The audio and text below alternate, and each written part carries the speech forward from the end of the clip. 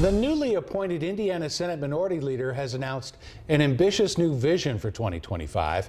Senate Democrats ousted their previous leader amid sexual misconduct allegations. CBS 4 State House reporter Hannah Adamson explains why some of this year's priorities are already facing scrutiny. Thursday, Indiana Senate Minority Leader Shelley Yoder announced her caucus would focus on three top issues this session: education, housing, and health care.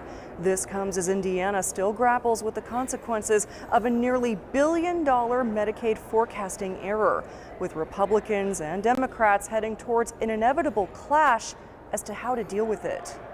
These aren't partisan issues.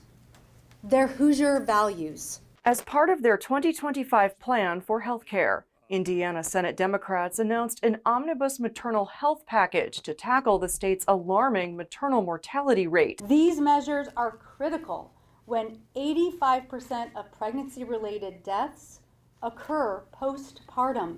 The caucus also introduced a bill that would help the more than 20% of Hoosiers struggling with medical debt. This bill ensures that Hoosiers can focus on their health and not financial devastation. But the most controversial part of their plan is a push to fully fund Medicaid and help thousands of Hoosiers on Medicaid waiver wait lists get the care they need.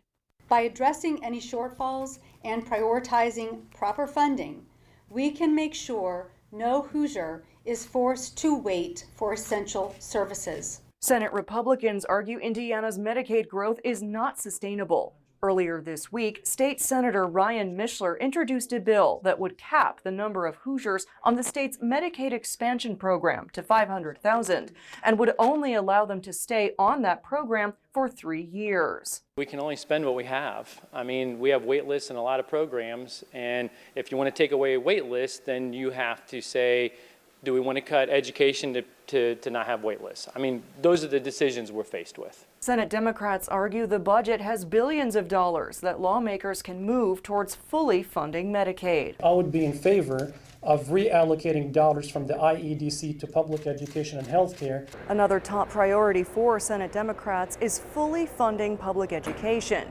Republican leadership says universal school choice is a top goal, but that they need to wait and see what the budget will look like before they commit to that initiative. Reporting from the State House, I'm Hannah Adamson.